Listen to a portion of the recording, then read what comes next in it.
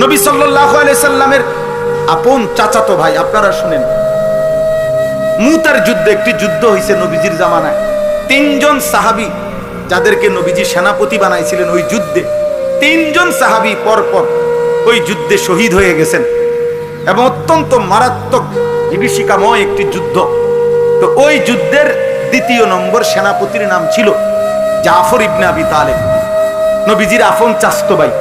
আবু তালেব নবীর চাচা না, নাম শুনছেন না আবু তালেবের? এ আবু তালেবের ছেলে, মানে হযরতে আলীর ভাই। আলী রাদিয়াল্লাহু তাআলা আনহু তো আবু তালেবের ছেলে। এই জাফর ইবনে আবি তালেব আলী রাদিয়াল্লাহু তাআলা আনহুর ভাই, আর কি বড় ভাই জাফর। উনিও ওই যুদ্ধের 2য় সেনাপতি ছিলেন। উনি শাহাদাত বরণ করছেন, যুদ্ধের ময়দানে শহীদ হয়ে গেছেন।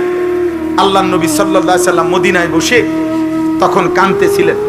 সাহাবাদেরকে বলছেন, সাহাবারা, আমার জাফর, আমার আপন চাচাতো ভাই, এইমাত্র শহীদ হয়ে গেল।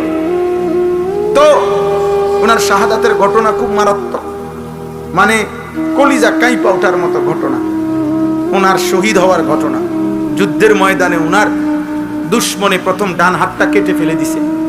উনি সেনাপতি, তো উনি পতাকা বাম হাতে নিছে, বাম হাতে কোপ দিয়া কাইটা ফেলছে। উনি এই শুধু যেটুকু বাজু ছিল 2 হাতের বাইকি, এটা দিয়া দাঁতের মধ্যে কামড়াইয়া ইসলামের পতাকা উঁচা করে রাখছে। কিতাবে আছে উনি আপনার গর্দান, ওনার কল্লা বেঈমান কোপ দিয়ে আলাদা করে ফেলছে, কিন্তু কল্লা আলাদা অবস্থায়ও ওনার এই মুখ থেকে এই পতাকাটা দাঁত থেকে টাইমছে, তারা খুলতে পারে না, কোনোভাবে খুলতে পারে না। শেষ 3য় নম্বর সেনাপতি ছিলেন আব্দুল্লাহ ইবনে রাওয়াহা রাদিয়াল্লাহু তাআলা আনহু। এই সাহাবীকে জলদি যখন খবর দিছে যে জাফর শহীদ হয়ে গেছে, তুমি 3য় সেনাপতি, নবীজির ঘোষণা, কাজে তুমি গিয়া পতাকা নাও।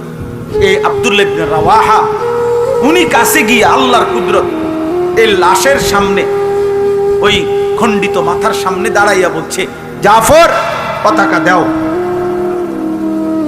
আমি আব্দুল্লাহ ইবনে রাওয়াহা তো পতাকা ছেড়ে দিছে। এমন মানে এমন লোমহর্ষক ঘটনা, আল্লাহর কুদরতে এবার ওনার দাঁত কি খুলে ফেলছে উনি।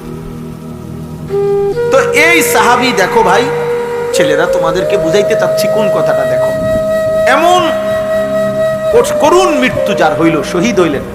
এই নবীজি তখন মদিনায় বসে কাঁদতেছিলেন যে সাহাবীরা, আমার জাফর শহীদ হয়ে গেছে, আমার জাফরের 2 হাত কাইটা ফেলে দিছে। নবীজি এজন্য বলছে যে আল্লাহ তাআলা জান্নাতে আমার জাফরকে 2টা আলাদা ডানা হাত আল্লাহ কুদরতি লাগায় দিছে। তো নবীজি তখন সাহাবীদেরকে বললেন, চলো আমার জাফরের বাড়িতে চলো, তার স্ত্রী কন্যাদেরকে সান্ত্বনা দিয়ে আসি। উনি শহীদ হয়েছে না, তো ওনার বাড়িতে গেছে নবী নিজে।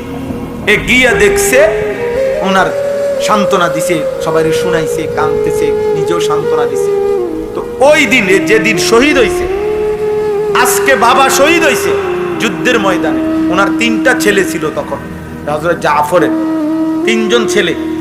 খোদার কসম আব্বা, একটা ছেলেও যদি শুনো, এই দিন যেদিন বাবা যুদ্ধের ময়দানে শহীদ হয়েছে, নবীর সাহাবী, ওনার 3 ছেলেকে উনি যখন দেখছে, সান্ত্বনা দিতেছে, আদর করতেছে, এই দিনে ওই সময় নবীজি দেখছে ওগো চুলগুলো মাথার একটু বড় বড়।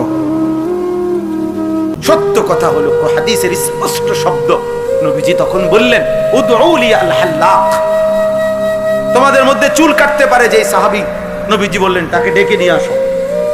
তো আনছে, আর নবীজি বললেন, আমার ভাতিজাদেরকে আগে চুল কাইটা সুন্দর করে ঠিক করে দাও।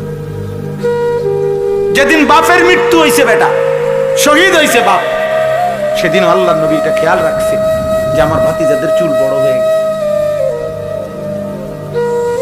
তাহলে ইসলামে সুন্দর চুল রাখা কতটা গুরুত্বপূর্ণ।